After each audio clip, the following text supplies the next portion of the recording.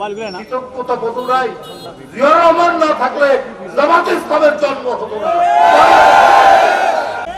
আমার বিশ্বাস একটা তো স্বৈরাচার ফ্যাসিবাদ আমরা অতিক্রম করেছি, আবার যেন কোনো ফ্যাসিবাদ কায়েম না হয়, এই কারণে সোহেলকে ধানের শীষে ভোট দিতে হবে। কারণ সেই ধরনের চক্রান্ত কিন্তু এখনো চলছে। নানা ভেলকিবাজি, নানা নাটক, নানা তামাশা। আপনার একটি ইসলামী দলের প্রধান আমির সাহেব একজন শীতল পাটি দিয়েছে, তিনি স্টেজের মধ্যে শীতল পাটি বিছিয়ে ঘুমিয়ে গেলেন। এই সস্তা ভল্টামি করে মানুষের মন জয় করা যায় না।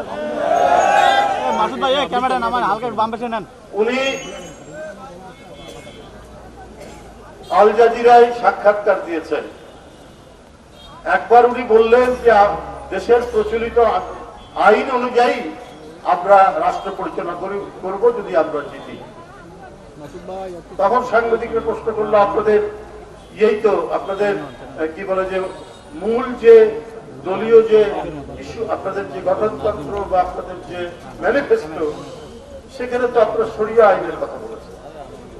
তারপরে তিনি বললেন যে ধাপে ধাপে ধাপে ধাপে আমরা শরিয়া আইন দিকে যাব। তার মানে কোনটাতেই তাদের কোনো কনসিস্টেন্সি নাই, তাদের কোনো সামঞ্জস্য বোধ নেই, কোন প্রত্যক্ষ এবং জনগণের কাছে দৃঢ় অঙ্গীকার করার মতো কিছু নেই। আরে ভাই, ইসলাম নিয়ে রাজনীতি করেন, ইসলামের প্রধান বিষয় কি হচ্ছে অঙ্গীকার রক্ষা করা, ওয়াদা রক্ষা করা। চলতে হয় সিরাতুল মুত্তাকিন, সরল সোজা পথে। আপনি আমির সাহেব, আপনাকে দেখছি আপনি যখন যেটা সুবিধা মনে করছেন, কোন পথ দিয়ে, কোন রাস্তা দিয়ে, কোন গলি দিয়ে ঢুকলে পরে ক্ষমতায় যাওয়া যাবে, এর জন্য আপনি দিন রাত কাজ করছেন।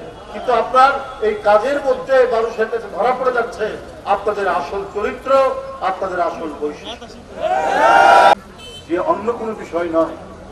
অনেক নিপীড়ন নির্যাতন হয়েছে বিএনপির উপর। বেগম খালেদা জিয়াকে কারাগারের মধ্যে রাখা হয়েছে, যেখানে তার চিকিৎসা দেওয়া হয়নি এবং তার খাদ্যের মধ্যে বিষক্রিয়া করা হয়েছে। এখন সোহেলকে, ধানের শীষকে ভোট দেওয়ার মধ্যে দিয়ে এই যে জুলুম, নির্যাতন, নিপীড়ন, এই ইলিয়াস আলী গুম, চৌধুরী আলম গুম, সাইফুল ইসলাম হিরু গুম, এই হুমায়ুন পারভেজ গুম, জাকির গুম, এই সমস্ত শেখ হাসিনার অন্যায়ের বিরুদ্ধে একটা প্রতিবাদ হবে যদি ধানের শীষ এখানে আপনারা বিজয় লাভ করতে পারেন, যদি আপনারা সোহেলকে যদি আপনারা জিতাতে পারেন। এটা শুধুমাত্র আমি বলি যে শুধুমাত্র সোহেল একজন মানুষ, ব্যক্তি, কিন্তু এই নির্বাচনী যে লড়াই, এই লড়াইয়ের তাৎপর্য অত্যন্ত গভীর। কারণ এর মধ্যে দিয়ে 17 বছর যে জুলুম, নিপীড়ন, নির্যাতন হয়েছে, সেই নিপীড়ন নির্যাতনের একটা প্রতিবাদ হবে। ধানের শীষকে ভোট দেওয়া, সোহেলকে ভোট দেওয়া। বন্ধুরা আমার, আমি একটি কথাই শুধু বলে আমি শেষ করব। ধানের শীষ একটি শুধু প্রতীক নয়, এটা একটা প্রতীক বটে, এটা একটা প্রতীক, কিন্তু ধানের শীষ আবার একটা আবেগ। ওই মাঠ ভরা ধান যদি যখন দেখে কৃষক, তখন তাই হৃদয়টা জুড়ে যায়। তাই যারা ধানের শীষ প্রতীক নিয়ে রাজপথে নামে, যারা ওই প্রতীক নিয়ে নির্বাচনী লড়াইয়ে নামে, সেটা শুধুমাত্র একটি প্রতীক থাকে না, এটা জনগণের আবেগে পরিণত হয়। সকলকে ধন্যবাদ। আমি আবারও অনুরোধ করছি,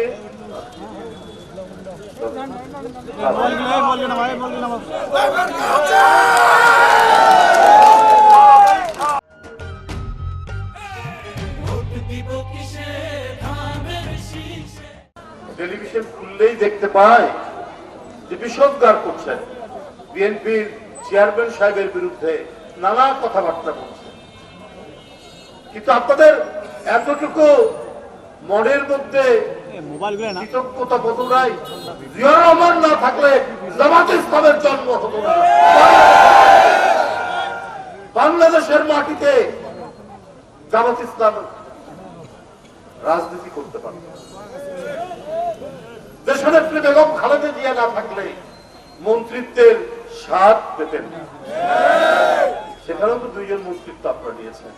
এখন বলেন সেই আল জাজিরার সাক্ষাৎকারে যে না মেয়েরা আসতে পারবে, এমপি টেমপি হতে পারবে, কিন্তু সর্বোচ্চ পদে যেতে পারবে না, মানে জামাতের আমির হতে পারবে না, রাষ্ট্রের প্রধান হতে পারবে না। তো আপনারা, আমি শুনি যে অনেকের বাড়িতে বাড়িতে যান, এটা কি মহিলাদের অধিকার রক্ষার বিষয় হলো?